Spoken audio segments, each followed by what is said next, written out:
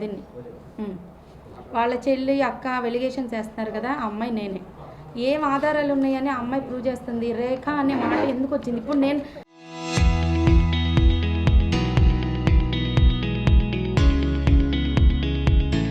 నేను రియాక్ట్ అయ్యి రావాల్సి వస్తుంది. వాళ్ళ తమ్ముడి దగ్గర ఏమన్నా ఆస్తులు ఉన్నాయా, లేదా అసలు మేము లెక్కలోంచి తీసేసిన మనిషి అబ్బాయి.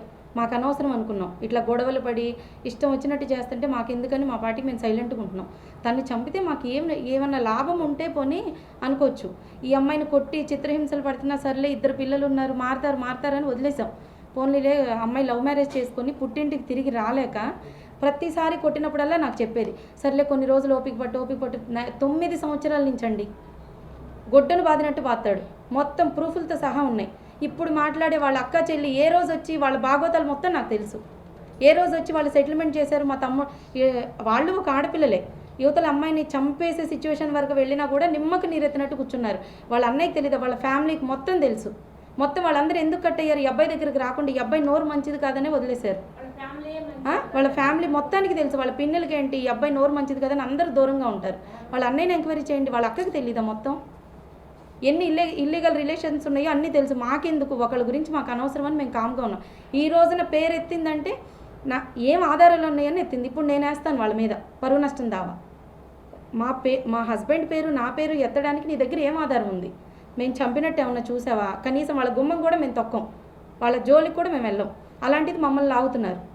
ఆధారాలు ఉంటేనే కదండి ఏదైనా ఒక మనిషి మీద నింద వేయడానికి. ఊరికే ఏమన్నా కనిపిస్తున్నామా? ఇప్పుడు ఏంటో చూస్తారు ఇక నుంచి వాళ్ళు. ఏ గవర్నమెంటు మాకు సపోర్ట్ చేయలేదు సార్, ఏ డిపార్ట్మెంటు మాకు సపోర్ట్ చేయలే. ఎందుకు చేస్తారండి? తప్పు చేస్తే తీసుకెళ్ళి నువ్వు చంపేసావమ్మా నీకు సేఫ్ చేస్తామని వస్తారా? పోలీసులు ఏమన్నా అంత ఇదిగా కనిపిస్తున్నారా? ఎవరి వైపు తప్పుడు? ఇప్పుడు మేము తప్పు ఉంటే అసలు ఇంత ధైర్యంగా మేము తిరగాల్సిన అవసరం ఏంటి? మేము ఇక్కడే ఉంటున్నాం దాదాపు 40 సంవత్సరాల నుంచి. చుట్టుపక్కల ఎంక్వైరీ చేయండి, ఆ అబ్బాయి ఎలాంటోడో మొత్తం చెప్తారు. ఏరియా మొత్తానికి తెలుసు. ఎన్ని చిత్రహింసలు పెట్టి ఎలా చేస్తాడో, అబ్బాయికి ఎన్ని ఎఫ్ఐఆర్స్ ఉన్నాయో ఇప్పుడు వాళ్ళ అక్కోళ్ళు అంటున్నారు కదా, అవన్నీ బయటకు వస్తాయి మొత్తం. మేము ఎందుకులే, చనిపోయాడు పోతే పోనీ అని వదిలేసి ఇప్పుడు ఆ అమ్మాయికి జీవనాధారం లేకుండా పిల్లలు పెట్టుకుని బ్రతకలేక ఇంకొకరిని పెట్టుకుంటే వాళ్ళ అక్క ఏమన్నా చూసిందా వచ్చి? చెప్పే వాళ్ళ అక్క చెల్లి ఈ అమ్మాయి ఎవరినన్నా పెట్టుకుంటే వచ్చి చూసారా? ఏం చేశారు? మరి ఇన్ని సంవత్సరాలు ఈ అమ్మాయి స్టేషన్ చుట్టూ తిరిగి నా భర్త కావాలి, మారాలి ఎన్నోసార్లు. అది డైవర్స్ కూడా అప్లై చేసి నువ్వు ప్రియాంకతో ఉండంటే ఈ అమ్మాయి వద్దని మళ్ళీ మహేష్ దగ్గరికి వెళ్ళేది. ఎవరండి అసలు డిపార్ట్మెంట్ వాళ్ళు? జరగంగానే విషయం తెలిసి మేమే షాక్లో ఉన్నాం. మహేష్ చచ్చిపోవడం ఏంటి? మేమంతా ఒక ఫ్యామిలీ మెంబర్స్లో బాగానే ఉండేవాళ్ళం సార్. ఎప్పుడైతే ఆ అబ్బాయి ఇట్లా ఎవరిని పడితే వాళ్ళని నోటికి వచ్చినట్టు తిట్టడం, ఆ లాంగ్వేజ్లు మాకు రావు, అంత రోతోళ్ళం మేము కాదు. ఇష్టం వచ్చినట్టు తిడుతుంటే మాకు ఆ పదజాలం మేము మాట్లాడలేక పక్కకు వెళ్ళిపోయాం. ఇప్పుడు కేసు ఓకే, ఈ అమ్మాయే చేసింది, పోనీ మేమే సపోర్ట్ చేసాం, ఏది ప్రూఫ్ ఏది? మేము ఇంత ధైర్యంగా ఉంటే మమ్మల్ని ఎందుకు ఇది చేస్తారు? మమ్మల్ని తిరగనిస్తారా రోడ్ల మీద? మాకంత హత్యలు చేసే అంత చరిత్రలు లేవు, చేయాల్సిన అవసరం కూడా లేదు. ఇంకొకటి ఏంటి, సిఐ గారు ఏసీపీ గారు సపోర్ట్ ఏ రకంగా సపోర్ట్ చేస్తారు సార్? మేమేం లక్షలు ఇవ్వలేదు, అసలు మాకెందుకు సపోర్ట్ చేస్తారు? వాళ్ళు ఏమన్నా మాకు బంధువులా సపోర్ట్ చేయడానికి? ఏ గవర్నమెంట్ సపోర్ట్ చేయట్లా. మాది తప్పు ఉంటే తీసుకెళ్ళి పడేసేయండి, మాది తప్పే లేదు. మేము నేరాలు చేసి ఇలా ఇంత ధైర్యంగా వచ్చి కూర్చుని, కాకపోతే వాళ్ళలాగా మేము రోడ్ల మీదకి రాలేం. కొంచెం పద్ధతి పాళ్ళు ఉన్నాయి కాబట్టి గుట్టుగా సంసారాలు చేసుకునే వాళ్ళం కొంపల్లోనే ఉన్నాం. వాళ్ళు ఏంటంటే బరితెగించేసి ఎవరి పేర్లు పడితే వాళ్ళ పేర్లు చేస్తే మాత్రం ఊరుకునే ప్రసక్తే లేదు. ఇప్పటి వరకు కామ్గా ఉన్నాం. నాకు ఏ మీడియా సపోర్ట్ కానీ, ఏ స్టేషన్లో సిఐ గారు కానీ, ఏసీపీ కానీ ఎవ్వరు, నాకు తెలుగుదేశం పార్టీ కానీ ఎవ్వరికి అసలు నా దాంట్లో ఇన్వాల్వ్మెంటే లేదు. వాళ్ళు న్యాయపరంగా ఏ రకంగా ఇన్వెస్టిగేషన్ చేయాలో ప్రాపర్గా ఇన్వెస్టిగేషన్ చేస్తున్నారు. ప్రతిసారి నన్ను పిలిచినప్పుడల్లా నేను వెళ్ళి స్టేట్మెంట్ ఇస్తున్నాను. నన్ను ఏ రకంగా ఎంక్వైరీ చేయాలో మొత్తం ప్రాపర్గానే జరుగుతుంది. ఎక్కడ వాళ్ళు నాకు హెల్ప్ చేసింది కానీ ఏది నాకు లేదు. ఒక ఎలిగేషన్ వేసేసి వాళ్ళ మీద వేసేసి వాళ్ళు సపోర్ట్ చేస్తున్నారు, వీళ్ళు సపోర్ట్ చేస్తున్నారు. ఈ రోజు వరకు నేను స్టేషన్ గుమ్మం తొక్కుతూనే ఉన్నాను. ఏ రోజైతే నా హస్బెండ్ ఎఫ్ఐఆర్ పెట్టుకున్నారో ఆ రోజు నుంచి ఈ రోజు గుమ్మం తొక్కుతూనే ఉన్నాను. నిజంగా న్యాయం నాకు జరగాలి. వాళ్ళ నుంచి ఏసీపీ దగ్గర నుంచి కానీ, సిఐ గారి దగ్గర నుంచి నాకు న్యాయం జరగాలి. ఎందుకంటే ఇంత చిత్ర హింసలు నేను పడ్డాను కాబట్టి. ఎవ్వరూ నాకు సపోర్ట్ చేయట్లా. ఏ తెలుగుదేశం పార్టీ నాయకులకు కానీ, స్థానిక ఎమ్మెల్యే సపోర్ట్, ఏ ఎమ్మెల్యే సపోర్ట్ అసలు ఒక ఇష్యూ జరిగిందని తెలియదు వాళ్ళకి. కనీసం ఇక్కడ ఒక ఇష్యూ జరిగిందని. ఇంకొకటి సార్, సిఐ చేస్తున్నారు అంటున్నారు. స్టార్టింగ్లో వాళ్ళు మమ్మల్ని ఎంక్వైరీకి పిలిస్తే మేము తిట్టుకునేవాళ్ళం. వీళ్ళు ఏంటి అసలు చంపలేదు పెట్టలేదు, పోస్ట్ మార్టం రిపోర్ట్ పెట్టుకుని వీళ్ళేం పోలీసులని మేము వాళ్ళ మీద రివర్స్ అయ్యాం. ఏం ఆధారాలు ఉన్నాయని మమ్మల్ని ఎంక్వైరీలు చేస్తున్నారు, ఇన్నిసార్లు పిలుస్తున్నారు, పరువుగా బతికేవాళ్ళం. ఆ అబ్బాయి చచ్చిపోయాడు, చచ్చిపోతే డెత్ సర్టిఫికేట్ వస్తుంది, మేము ఏం చేసామని మమ్మల్ని పిలుస్తున్నారని మేము వాళ్ళ మీద రివర్స్ అయ్యాం. నేను సీఏ ఎందుకు సపోర్ట్ చేస్తాడండి? ఆయన ఏమన్నా మా బంధువా సపోర్ట్ చేయడానికి? ఆ రోజు నేను అనుకున్నాను కనీసం ఇప్పుడు నేను చంపలేదు అని పోస్ట్ మార్టంలో వచ్చినా కూడా నన్ను ఎందుకు ఇంత మానసికంగా హెరాస్ చేస్తున్నారు, ఇన్నిసార్లు నన్ను స్టేషన్ చుట్టూ ఎందుకు తిప్పుతున్నారు నేను అనుకున్నాను తప్ప వాళ్ళు నాకు ఏ రకంగా నాకు ఇప్పటిదాకా సపోర్ట్ చేసింది కూడా లేదు. వాళ్ళు న్యాయపరంగా మొత్తం అబ్బాయి కాల్ రికార్డింగ్స్, నా కాల్ రికార్డింగ్స్ తీస్తున్నారు, సీసీటీవీ ఫుటేజ్ ఏ పరంగా వాళ్ళు వెలిసిన ఎలిగేషన్స్ అన్ని వాళ్ళు ప్రూవ్ చేయడానికి వాళ్ళు న్యాయపరంగానే మొత్తం చేస్తున్నారు. ఎక్కడ వాళ్ళు నాకు హెల్ప్ చేసింది లేదు, స్థానిక ఎమ్మెల్యేకి సంబంధం లేదు, ఏ పార్టీ నాయకులకు కానీ నేను ఏ రోజు ఎవరిని కలిసింది లేదు, వాళ్ళు నన్ను వచ్చి కలిసింది లేదు, నాకు ఎవ్వరు సపోర్ట్ చేస్తుంది లేదు. మీకు సపోర్ట్ చేసి వాళ్ళ కంప్లైంట్ రిజెక్ట్ చేస్తున్నారు, ఎంక్వైరీ సరిగ్గా చేయట్లేదని మీడియా ముందుకు వచ్చి వాళ్ళు సీఏ గారి మీద ఎలిగేషన్ వేశారు. దాని మీద మీరు ఏం చెప్తారు? సిఐ గారి మీద ఎలిగేషన్ అంటే వాళ్ళు చేసేదే ఫేక్ మొత్తం. అసలు సూసైడ్ అయితే దాన్ని మర్డర్లా క్రియేట్ చేసి ఇంత సీన్ క్రియేట్ చేసిన వాళ్ళు సిఐ గారి మీద ఎలిగేషన్ వేయడం ఎంతసేపు సార్? ఆధారాలు లేకుండా ఎవరిని అరెస్ట్ చేస్తారండి? ఆధారాలు ఉంటేనే ఒక అమ్మాయిని నేను మర్డర్ చేయకుండా సిఐ గారు సీఏ కాకపోతే ఏసీపీ వచ్చిన ఆధారాలు లేకుండా ఎవరిని అరెస్ట్ చేస్తాడు? ఇప్పుడు ఆధారాలు ఉంటే తీసుకెళ్ళేసేయండి లోపల. ఇప్పుడు మేము కాదు, అమ్మాయి కాదు, ఎవరైనా సరే ఆధారాలు ఉంటే ఏం ప్రూవ్ చేసి చేయమనండి. ఏసీపీ కాదు, ఎవరైనా సరే ఏమీ చేయలేరు ఆధారాలు లేకుండా.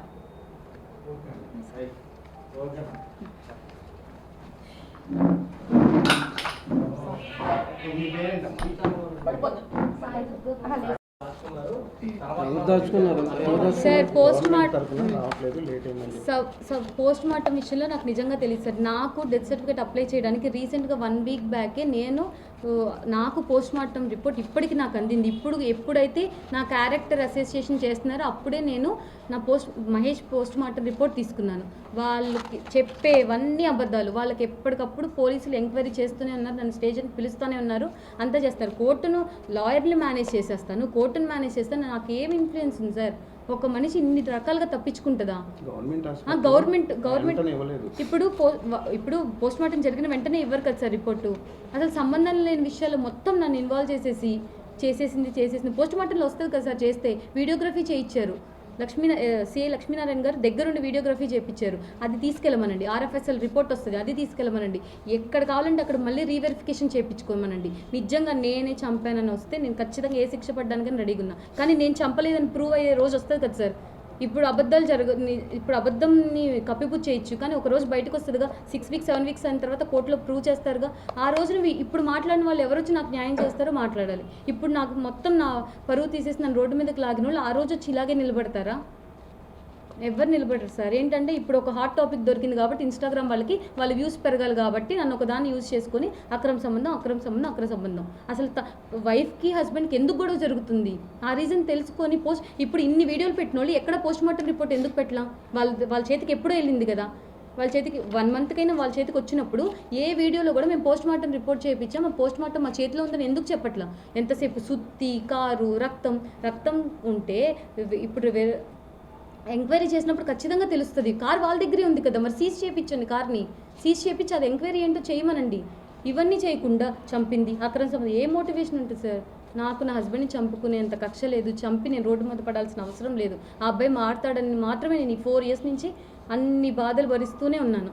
ఇప్పుడు నాకు అన్యాయం జరిగింది. ఇప్పుడు నేను నిజంగా న్యాయ పోరాటం నేనే చేస్తాను, ఖచ్చితంగా నేను చేస్తాను. ఎందుకంటే నా క్యారెక్టర్ని చంపుకుని ఈ సమాజంలో నేను బతకలేను. నేను ఖచ్చితంగా న్యాయ పోరాటం నేనే చేస్తాను. ఎవరెవరైతే ఏ వీడియోలు పెట్టారో నిజంగా నేను వాళ్ళందరి మీద డిఫామేషన్ కేసు కూడా వేస్తాను. ఎందుకంటే ఒక సాక్ష్యం లేకుండా, ఒక రిపోర్ట్ చూడకుండా ఎలా చెప్పేస్తారు? వదిన్ని ఇన్వాల్వ్ చేస్తారు, అన్నల్ని ఇన్వాల్వ్ చేస్తారు, మా నాన్నగారిని ఇన్వాల్వ్ చేస్తారు. ఇంతమంది చంపితే రిపోర్ట్లో రాకుండానే ఉంటుందా? సాక్ష్యాలు ఇప్పుడు తప్పు చేస్తే చేయండి, ఏం చేస్తారో ఏ శిక్ష అయినా నేను అనుభవించడానికి రెడీగా ఉన్నా. నిజంగా నేను తప్పు చేస్తే, కానీ నేను తప్పు చేయలే. అందుకే ఇంత ధైర్యంగా కూడా నేను నిజంగా మాట్లాడగలుగుతున్నా. సింపతి కోసం ఏడ్ చేస్తే ప్రేమ ఉన్నట్టు కాదు సార్. ఒక మనిషి లేడన్న లోటు మనిషే అసలు నా జీవితమే నాశనం అయిపోయింది. తమ్ముడు లేదు, మేము ఇద్దరం ఆడపిల్లలు అన్యాయం అయిపోయామంటే ఈ పిల్లలు ఇద్దరు అన్యాయం అయిపోయారు. వీళ్ళు ఎవరు చేస్తారు? వీళ్ళు ఎవరు భరిస్తారు?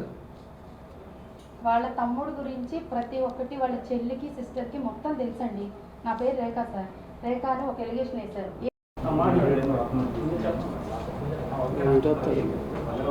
చెప్పారు పేరు నమస్తే అండి, నా పేరు సాయి దుర్గా భవాని తిరుమల రాజు.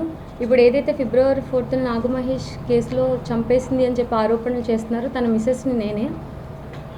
నాకు నా హస్బెండ్కి 2014లో లవ్ మ్యారేజ్ జరిగింది, ఇంటర్ కాస్ట్ మ్యారేజ్ జరిగింది. నేను ఇంట్లోంచి వచ్చి మా పెద్దలు ఒప్పుకోకపోతే తను మ్యారేజ్ చేసుకున్నాను. మేము ఇక్కడే విజయవాడలోనే అయోధ్య నగర్లో కాపురం ఉండేవాళ్ళం. మా హస్బెండ్ చిట్స్ వ్యాపారం చేస్తారు, వడ్డీ వ్యాపారం, ఇంటీరియర్ వర్క్స్ అన్నీ చేస్తారు. 2023 నుంచి మాకు రిలేషన్షిప్ ప్రాబ్లమ్స్ ఉన్నాయి. 2023లో ఇంటీరియర్ వర్క్ పని మీద గుంటుపల్లి వెళ్తే గుంటుపల్లికి చెందిన ఒక విడో అమ్మాయితో మా హస్బెండ్కి రిలేషన్షిప్ స్టార్ట్ అయింది. ఆ విషయం మీద మా ఇద్దరి మధ్య మనస్పర్ధలు ఎదురయ్యాయి. అది నేను మా పెద్దల సమక్షంలో వాళ్ళ అన్నయ్యని, వాళ్ళ పెద్దనాన్నగారిని, నా హస్బెండ్ని, ముగ్గురిని పిలిపించి మాట్లాడిస్తే చాలా గొడవ చేసి కారులో ఒక సుత్తి, వెపన్స్ ఎప్పుడు ఉంటాయి తన వర్కుల పని మీద, ఆ సుత్తి తీసుకొచ్చి మా హౌస్ డోర్ పగలగొట్టాడు. మా అమ్మగారు ఉండే హౌస్ డోర్ అడిగారని చెప్పి 100 మందిని ఉంచుకుంటాను ఒకరిని కాదు అని చెప్పి చాలా పబ్లిక్గా చాలా గొడవ చేశాడు. ఆ తర్వాత నుంచి మా ఇద్దరి మధ్య ఇష్యూస్ ఎక్కువ అవుతూనే ఉన్నాయి. అమ్మాయిని అంతే ధైర్యంగా 2023 ఏప్రిల్లో గుంటుపల్లి నుంచి ఇక్కడ తీసుకొచ్చి సింగినగర్లో హారికా రాయల్ రెస్టారెంట్ ఏరియాలో ఇందిరా నాయక్ నగర్లో నందిని హైట్స్లో ఫ్లాట్ నెంబర్ 502లో కాపురం పెట్టాడు. ఎంత పెద్దలు నచ్చ చెప్తున్నా వినేది లేదు. రోజు అడుగుతుంటే కొట్టడం, హింసించడం, పిల్లల్ని కొట్టడం, నన్ను కొట్టడం, ఇదే జరుగుతుంది. వాళ్ళ అక్క వాళ్ళకి చెప్పాను, వాళ్ళ పెద్దమ్మకి పెద్దనాన్నకి చెప్పాను, వాళ్ళ ఫ్యామిలీ మొత్తం, వాళ్ళ సర్కిల్ అందరికీ ఆ అబ్బాయి రిలేషన్ తెలుసు. అది తెలిసినా కూడా ఎవ్వరు వచ్చి ఒక్కరోజు కూడా కాపురం నిలబెట్టడం కానీ, కొడుతున్నాడని కానీ ఒక్కరు కూడా నాకు ఇప్పటిదాకా హెల్ప్ చేయలేదు. వాళ్ళ తమ్ముడిని వాళ్ళని సపోర్ట్ చేసుకున్నారు. పర్టికులర్గా వాళ్ళ అక్క అయితే ఆ అమ్మాయిని తీసుకొని నా హస్బెండ్ సంథింగ్ రిలేషన్ పెట్టుకున్న అమ్మాయి పేరు ప్రియాంక, ఆ అమ్మాయిని తీసుకొని తిరుపతి కూడా వాళ్ళ అక్క వాళ్ళ ఇంటికి వెళ్ళాడు. వాళ్ళ అక్క దగ్గరుండి ఎంకరేజ్ చేసింది. వాళ్ళ అక్క నేను మాట్లాడుకోవడం చాలా రోజులు మానేసాం. ఈ ఇష్యూ అంతా జరుగుతూ మా ఇద్దరి మధ్య 2023 నుంచి ఇప్పటిదాకా కూడా చాలా గొడవలు, కేసులు అయినాయి. నేను 498 కేసు పెట్టాను తన మీద. చాలాసార్లు స్టేషన్కి వెళ్ళాను, సత్యనారాయణపురం పిఎస్కి వెళ్ళాను. ఎన్నోసార్లు కొడుతున్నాడు, నన్ను చంపుతున్నాడు, నన్ను పీక నొక్కేస్తున్నాడు, నాకు ఏదైనా అయితే నా పిల్లలు అనాథలు అయిపోతారని ప్రతిరోజు గొడవైన ప్రతిసారి నేను స్టేషన్ గుమ్మ మీద ఒక్కాను. పిలిపిస్తున్నారు, మాట్లాడుతున్నారు, నేను మారిపోతానని చెప్తాడు. మళ్ళీ రొటీన్ జరుగుతూనే ఉంది. 2025లో అక్టోబర్ 1న తను ఏ అమ్మాయితో అయితే రిలేషన్ పెట్టుకున్నాడో ఆ అమ్మాయి వేరే మ్యారేజ్ చేసుకొని వెళ్ళిపోయింది. అది తిను యాక్సెప్ట్ చేయలేకపోయాడు. అక్టోబర్, నవంబర్ మొత్తం తను పానిక్ అటాక్స్ అని, యాంగ్జైటీ లెవెల్స్ అని, డిప్రెషన్ అని నాకు నరకమే చూపించాడు ఇంట్లో. నేను ఏ రోజు కూడా వాళ్ళ అక్కకి, వాళ్ళ చెల్లికి కాల్ చేసి చెప్తూనే ఉన్నా, ఇలా చేస్తున్నాడు అంటే ఒక్కరోజు, 1 నెల ఓపిక పట్టు, 2 నెలలు ఓపిక పట్టు, ఇలా నన్ను నచ్చ చెప్పుతూనే వస్తున్నారు. ప్రతిసారి నైట్ 9:30, 10:30 గొడవ పడ్డం, గొంతు నొక్కేయడం, నేను పిల్లలిద్దరిని తీసుకుని స్టేషన్కి వెళ్ళడం. ఇది గత 3-4 ఏళ్ళ నుంచి జరుగుతూనే ఉంది. మా మధ్య కేసు కూడా నేను వెనక్కి తీసుకోవాలి. 498కి స్టిల్ రన్ అవుతూనే ఉంది. మళ్ళీ మధ్యలో కూడా నేను డివోర్స్ అప్లై చేస్తానని చెప్పి లాయర్ దగ్గర కూర్చోబెట్టి మ్యూచువల్ డివోర్స్కి వెళ్ళిపోదామని కూడా మాట్లాడినా కూడా డివోర్స్ ఇవ్వను, ఇద్దరితో ఉంటాను, ఇదే కాన్సెప్ట్తో ఉన్నాడు. ఇప్పుడు ఇదే కాన్సెప్ట్తో ఉన్నాడు. 2025 అక్టోబర్ 1న అమ్మాయి ఖాళీ చేసి ఇక్కడ మొత్తం వెకేట్ చేసి వెళ్ళిపోయింది, పెళ్లి చేసుకొని వెళ్ళిపోయింది. ఆ తర్వాత అక్టోబర్, నవంబర్ అంతా ఇంట్లోనే ఉండి నన్ను ఇదే నీ వల్లే వెళ్ళిపోయింది, నీ వల్లే మేము ఇద్దరం వెళ్ళిపోయామని చెప్పి చాలా హెరాస్ చేసి కొట్టాడు. తర్వాత డిసెంబర్లో నాకు చిన్న వర్క్ పని మీద ఉందని చెన్నై వెళ్తున్నానని చెప్పి వాళ్ళ ఫ్రెండ్తో వెళ్తున్నానని చెప్పి వెళ్ళాడు. వెళ్ళి పెళ్ళైపోయిన అమ్మాయిని, ఏదైతే ప్రియాంకతో రిలేషన్ ఉన్నాడో ఆ అమ్మాయికి పెళ్ళి అయిపోతే చెన్నై వాళ్ళ హస్బెండ్ దగ్గరికి వెళ్ళి, చెన్నై సంథింగ్ కోయంబత్తూర్ వెళ్ళి వాళ్ళ ఇంటి దగ్గరికి వెళ్ళి ఆ హస్బెండ్తో మాట్లాడి గొడవ అయ్యి ఆ అమ్మాయిని తీసుకొచ్చి మళ్ళీ ఎక్కడైతే సింగనగర్లో కాపురం పెట్టాడో అదే ఇంటికి డిసెంబర్లో తీసుకొచ్చాడు. మళ్ళీ జనవరి 5th సంథింగ్ దాకా అక్కడే ఉన్నాడు. మళ్ళీ వారానికి అప్పుడు ఇంట్లోంచి వెళ్ళిపోతాడు, కొడతాడు, ఇంట్లోంచి వెళ్ళిపోతాడు. 10-15 రోజులు రాడు, లేకపోతే 1 నెల రోజులు రాడు. ఇది రొటీన్ అవుతూనే ఉంది. డిసెంబర్ నుంచి జనవరి దాకా అసలు మేము ఇద్దరం కలిసిలేము. నాకు నీ రిలేషన్ వద్దు, అమ్మాయిని పెళ్ళైపోయిన దాన్ని తీసుకొచ్చుకున్నాను కదా, అక్కడికే వెళ్ళిపోతానని చెప్పి నాతో గొడవపడి ఇంట్లోంచి వెళ్ళిపోయాడు. జనవరి 5 దాకా అక్కడే ఉన్నాడు. మధ్యలో రావడం, గొడవలు పడడం, కొట్టడం, మళ్ళీ కామన్ వెళ్ళిపోవడం. జనవరి అయిపోయిన తర్వాత సంక్రాంతికి ఉన్నాడు. తర్వాత తన లా స్టూడెంట్, లా చదువుకుంటున్నాడు. తను ఎగ్జామ్స్ కూడా సరిగ్గా అంత ఇంట్రెస్ట్గా రాసింది లేదు. నాకు ఆ అమ్మాయి గుర్తొస్తుందని చెప్పి ఎగ్జామ్ అయిపోయిన తర్వాత కాల్ చేయడం, ఇదే రొటీన్ జరుగుతుంది. ప్రతిసారి వైఫ్ దగ్గర ఎవరు ఇంకో అమ్మాయి గురించి, రిలేషన్ గురించి మాట్లాడరు. అట్లా నన్ను ఆ అమ్మాయి పేరు ఎత్తి నన్ను మానసికంగా, శారీరకంగా 2025 అమ్మాయి వెళ్ళిపోయిన దగ్గర నుంచి నన్ను ఫిజికల్ రిలేషన్ గురించి ఎక్కువ హెరాస్ చేస్తున్నాడు. ఆ అమ్మాయితో ఉన్నట్టే నువ్వు నాతో బిహేవ్ చేయాలి, నీ దగ్గర ఆ సాటిస్ఫాక్షన్ లేదు కాబట్టి నేను ఇంకోళ్ళ దగ్గర వెళ్ళాను, ఆ అమ్మాయిలకు నువ్వు నా ఫిజికల్ నీడ్స్ అన్ని తీర్చాలని చెప్పి హెరాస్ చేస్తున్నాడు. ఈ విషయం ఓపెన్గానే వాళ్ళ అక్కకి చెప్తే ఇది మీ పర్సనల్ మ్యాటర్, నేను ఎలా మాట్లాడతాను, నువ్వు ఓపిక పడితే అన్నీ సర్దుకుంటాయి అని చెప్పింది. ఫిబ్రవరి 1న కూడా మా ఇద్దరికి చిన్న ఇష్యూ జరిగింది. ఫిబ్రవరి 3న మార్నింగ్ మా బాబుకి కొంచెం హెల్త్ బాగాలేకపోతే హాస్పిటల్కి తీసుకెళ్ళాము. ఫిబ్రవరి మధ్యాహ్నం నుంచి కొంచెం ఫిజికల్ రిలేషన్ మీద మధ్యాహ్నం నుంచి కొంచెం గొడవ స్టార్ట్ అయింది. తను రూమ్లోకి వెళ్ళి డోర్ వేసేసుకున్నాడు, మాట్లాడుకోలేదు. తర్వాత అక్కడి నుంచి సాయంత్రం 5 నుంచి ఇద్దరికి గొడవ స్టార్ట్ అయింది. ఇదే సేమ్ ప్రియాంక విషయం మీద, ఫిజికల్ రిలేషన్ మీదే గొడవ అయింది. అంటే పిల్లలు ఉన్నారు, ఇంట్లో పిల్లలు ఉన్నారు, వాళ్ళ ముందు మనం హస్బెండ్ అండ్ వైఫ్ వండుకు ఇవన్నీ ఏం పట్టదు. ఇంకా అబ్బాయి ఏదన్నా చెప్తే అది వెంటనే నేను చేసేయాలి, అది ఏ నీడ్ అయినా సరే. ఆ రోజున కూడా చాలా ఫిజికల్ రిలేషన్ మీద చాలా పెద్ద గొడవ అయితే ఇష్టం వచ్చినట్టు కొట్టేశాడు. టాయిలెట్ పోసానని చెప్పి బిహేవ్ చేశాడు, ఉమ్ములూసాడు, కడుపుల్లో గుద్దాడు. స్టేషన్కి వెళ్తావా, ఫేస్ మీద దెబ్బలు ఉంటేనే వెళ్తావు, ఎక్కడన్నా ఒంటి మీద కొడితే వెళ్ళలేవు కదా అని చెప్పి ఇష్టం వచ్చినట్టు బిహేవ్ చేశాడు. ఈ గొంతు ముక్కు ఒకేసారి నన్ను ఇలా నొక్కేస్తే నాకు బ్రీతింగ్ అందకపోతే నా చేతిలో ఫోన్ ఉంటే టప్పని అబ్బాయి మూతి మీద కొట్టాను. ఆ దెబ్బ నేను స్టేట్మెంట్లో కూడా ఒప్పుకున్నాను. ఇక్కడ తగిలిన దెబ్బ నా వల్ల తగిలింది, ఎందుకంటే నన్ను నేను సంరక్షించుకునే దాంట్లోనే అబ్బాయిని కొట్టాను తప్ప అబ్బాయిని ఏదో చేయాలని కాదు. నాకు బ్రీతింగ్ అందట్లేదు, నేను చచ్చిపోతే నా 2 పిల్లల్ని ఎవరు చూడరు. నాకు మా అన్నయ్య లేరు, ఓన్ బ్రదర్ చనిపోయాడు, అమ్మ నాన్న ఏజ్డ్ అయిపోయారు. వాళ్ళిద్దరికి ఉన్నది ఏకంగా నేనే. తిను ఎప్పుడు ఫాదర్గా రెస్పాన్సిబిలిటీ తీసుకోడు. నన్ను చంపొద్దు, నీకు నేనంటే ఇష్టం లేకపోతే నన్ను వదిలేసేయి అని చెప్తే ఎలా పడితే అలా కొట్టేశాడు. ఇద్దరి మధ్య ఘర్షణ జరిగింది. ఆ మూతి మీద దెబ్బ కొట్టి చిన్నది ఎక్కడో కొరికిన దెబ్బ అవి మాత్రమే నేను కొట్టాను తప్ప అబ్బాయి నేనేం కొట్టలా. బాగా ఘర్షణ జరిగింది. నా డ్రెస్ అంతా గొడవలో చినిగిపోతే మేము పక్క రూమ్లో డ్రెస్ చేంజ్ చేసుకొని నేను వచ్చేసాను బయటికి. తర్వాత స్టేషన్కి వెళ్ళాను. స్టేషన్కి వెళ్ళిన తర్వాత స్టేషన్లో డ్రగ్స్ ప్రోగ్రామ్ జరుగుతుందని చెప్పి నెక్స్ట్ డే పొద్దున్న రమ్మన్నారు. మా నాన్నగారికి కానీ మా అమ్మకి కానీ ఎవరికి తెలియదు, మా వదినకి అది కూడా తనకి తెలియదు. బయటకు రా, నాకు బ్రీతింగ్ అందట్లేదు అని చెప్తే నేను బయటకు వచ్చిన తర్వాత 1/2 అవర్ నాకు బ్రీతింగ్ తీసుకోవడానికి టైం పట్టింది. అంతలా గొంతు నొక్కేసేసాడు.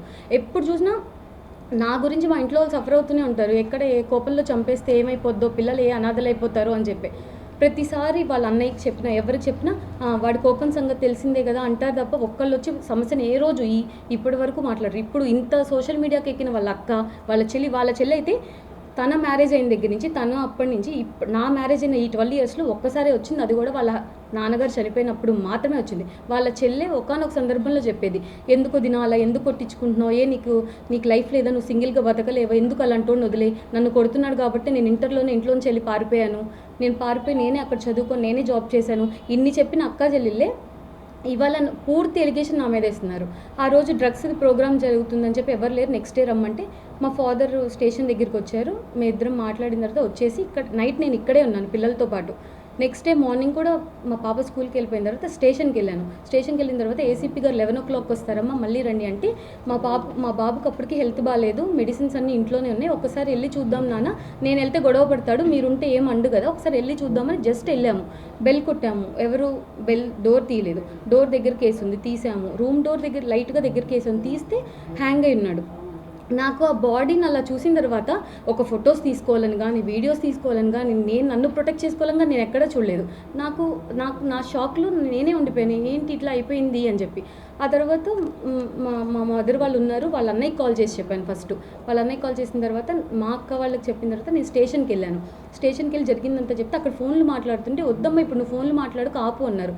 అప్పుడే ఫస్ట్ వాళ్ళ చెల్లికి కాల్ చేసి చెప్పాను, తన ఫ్రెండ్కి కాల్ చేసి చెప్పాను, వాళ్ళ అక్కకి మా ఫాదర్ చెప్పారు నేను మాట్లాడలేకపోతున్నానని. స్టేషన్లో వద్దమ్మా ఇప్పుడు నువ్వు మాట్లాడొద్దు, ఒకసేపు ఆగు, ఫోన్లు ఆపేసేయి అన్నారు. నేను ఇక ఫోన్ ఆపేశాను. బాడీని దించడానికి నాతో పాటు హెడ్ కానిస్టేబుల్ వచ్చారు, బాడీని దించారు, మార్చరీకి తీసుకెళ్లారు. ఆ తర్వాత నన్ను నార్మల్గా ఎస్ఐ వాళ్ళు, సిఐ వాళ్ళు అంతా వచ్చి జరిగిందంతా స్టేట్మెంట్ తీసుకున్నారు, అంతా జరిగింది.